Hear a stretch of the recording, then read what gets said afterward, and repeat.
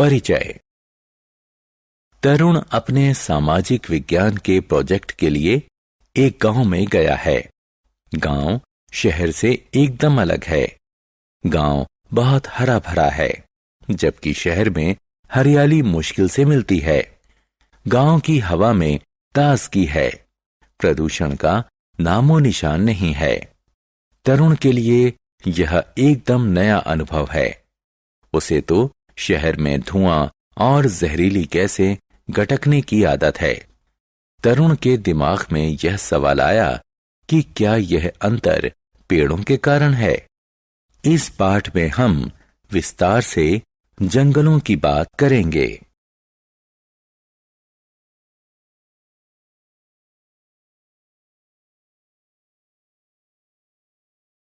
उद्देश्य।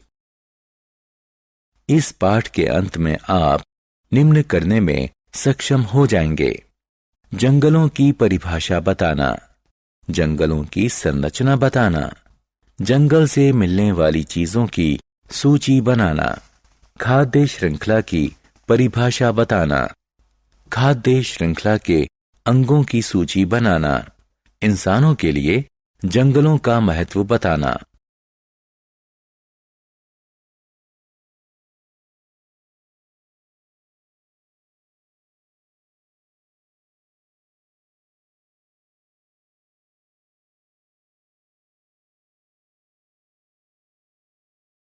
जंगल परिचय। घने पेड़ों वाले धरती के विशाल क्षेत्र जंगल कहलाते हैं।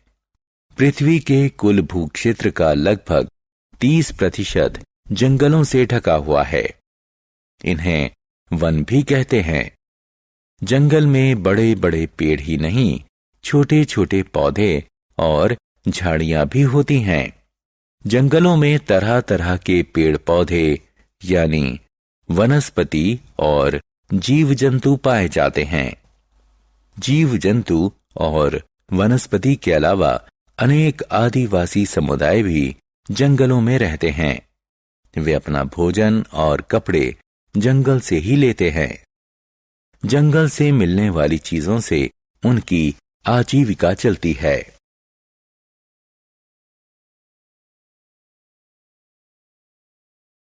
जंगलों की संरचना।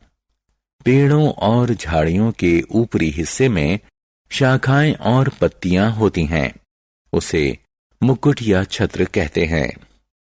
ऊंचे पेड़ों के छत्रों से जंगल की छत बनती है। जंगल की छत छतरी की तरह जंगल को धूप से बचाती है। जंगल की जमीन गर्म और आर्द्र होती है। इस पर पत्ते, शाखाएं, कीट पतंगे, काई और फफूंद तथा जीवाणु जैसे सूक्ष्म जीव रहते हैं, जो हमारी आंख को दिखाई नहीं देते। यह सूक्ष्म जीव जैविक पदार्थ को विघटित कर गहरे काले रंग का पदार्थ ह्यूमस खाद बनाते हैं। यह खाद पौधों को पौष्टिक तत्व देती है और मिट्टी को उपजाऊ बनाती है। जंगल की कई परतें दिखाई देती हैं, क्योंकि पेड़ों की ऊंचाई अलग अलग होती है।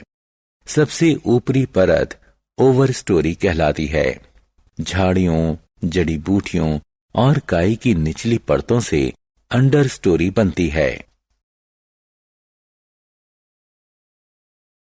जंगल और उससे मिलने वाली चीजें। पेड़ों से पैदा होने वाले बीजों को पवन, जल और जीव जंतु हर तरफ फैला देते हैं।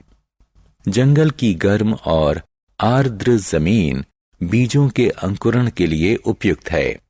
अंकुरित बीजों से अंकुर फूटते हैं, जो पहले पौधा और फिर पेड़ बन जाते हैं। जंगल हमें ईंधन और फर्नीचर के लिए लकड़ी, पशुओं के लिए चारा, औषधीय वनस्पति, कागज, बांस, रबड़, गोंद और तरह तरह की दूसरी चीजें देते हैं। खाद्य श्रृंखला। नाश्ते का समय है। रिया पनीर का टुकड़ा खा रही है। उसने सोचा कि क्यों ना पता लगाया जाए कि इस पनीर के टुकड़े की शुरुआत कहां से हुई? पनीर दूध से बनता है और दूध गाय से मिलता है। गाय वनस्पति यानी पौधे खाती है। पेड़ पौधे सूरज की धूप की मदद से अपना भोजन तैयार करते हैं। इस तरह रिया खाद्य श्रृंखला की पहली कड़ी तक पहुंच गई है। खाद्य श्रृंखला ऐसा सिलसिला है जिसमें ऊर्जा एक जीव से दूसरे जीव तक पहुंचती है।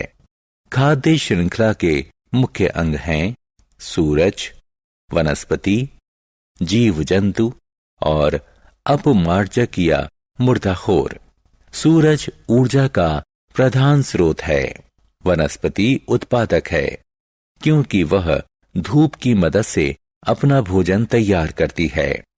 जीव जंतु यानी पशु उपभोक्ता हैं। जीव जंतु वनस्पति खाने वाले शाकाहारी या मांस खाने वाले मांसाहारी हो सकते हैं।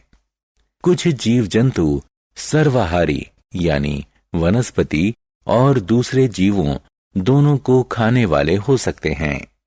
अपमार्जक मुर्दा जीवों को खाते हैं। आइए खाद्य श्रृंखला का एक आसान सा उदाहरण लेते हैं। वनस्पति धूप की मदद से अपना भोजन तैयार करती है। वनस्पति को हिरण ने खाया, हिरण को शेर ने खाया। शेर मर गया तो गिद्ध और हाइना जैसे मुर्दाखोर उसका गोश्त हजम कर गए। फफूंद और जीवाणु जैसे विघटकों ने बचे खुचे मृत जीवों का सफाया किया और उन्हें विघटित कर खाद बनाई, जिससे वनस्पति को पोषण मिला। इस तरह खाद्य श्रृंखला का चक्र पूरा हो गया। जंगलों में ऐसी अनेक खाद्य श्रृंखलाएं पनपती हैं और आपस में जुड़कर खाद्य जाल बुन लेती हैं। जंगल पृथ्वी के हरित फेफड़े। पहाड़ों पर घने जंगल होते हैं। जंगल प्रकाश संश्लेषण की क्रिया से वायुमंडल में ऑक्सीजन और कार्बन डाइऑक्साइड के बीच संतुलन रखते हैं। प्रकाश संश्लेषण की क्रिया से वनस्पति अपना भोजन तैयार करती है। इस क्रिया में पौधों की पत्तियां सूरज के प्रकाश की मदद से कार्बन डाइऑक्साइड और जल से भोजन तैयार करती हैं। इंसान और जीव जंतु कार्बन डाइऑक्साइड छोड़ते हैं। वनस्पति मिट्टी से जल सोखती है। प्रकाश संश्लेषण से शर्करा और ऑक्सीजन बनती है। शर्करा पेड़ पौधों यानी वनस्पति के बाकी हिस्सों में चली जाती है। ऑक्सीजन हवा में छोड़ दी जाती है, जिससे इंसान और जीव जंतु सांस लेते हैं।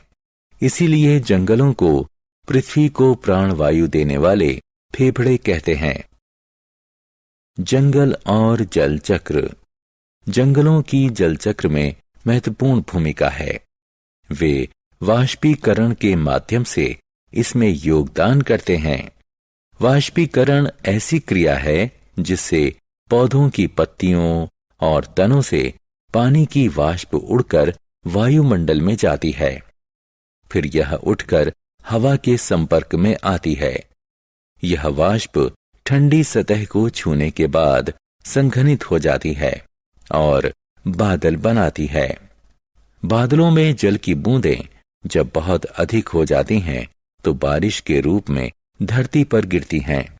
वर्षा का जल, वर्षा का पानी झरनों, नदियों और महासागरों में पहुंचता है, जिससे जल चक्र पूरा हो जाता है। जंगल मिट्टी का कटाव रोकते हैं। लीना ने एक अखबार में एक सुर्खी देखी, जंगल ना होने से आई अचानक बाढ़। इसे पढ़कर वह जंगल और बाढ़ के बीच का संबंध जानने के लिए उत्सुक हो गई है। पौधों की जड़ें न सिर्फ उन्हें मिट्टी में जमाती हैं, बल्कि मिट्टी को भी बांधे रखती हैं। जंगल नष्ट होने पर मिट्टी की ऊपरी परत ढीली हो जाती है, जिसे जल और पवन बहा ले जाते हैं। इसके कारण रेगिस्तान फैलता जाता है। मिट्टी की उपजाऊ शक्ति भी कम हो जाती है।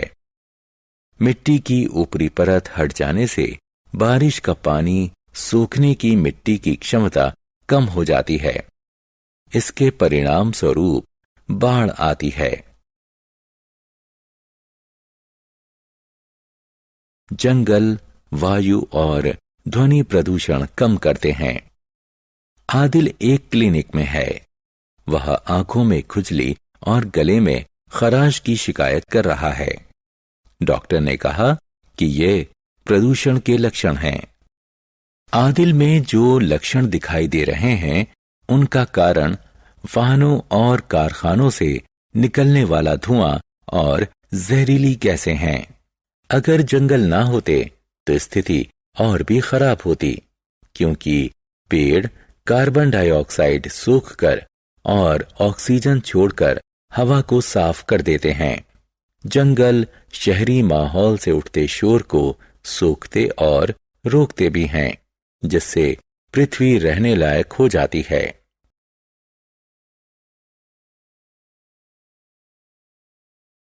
सारांश। आइए हमने जो कुछ सीखा है उसे संक्षेप में दोहराएं। घने पेड़ों वाले धरती के विशाल क्षेत्र जंगल कहलाते हैं। जंगलों में तरह तरह के पेड़ पौधे यानी वनस्पति और जीव जंतु पाए जाते हैं। जंगल की सबसे ऊपरी परत ओवर स्टोरी यानी ऊपरी मंजिल कहलाती है।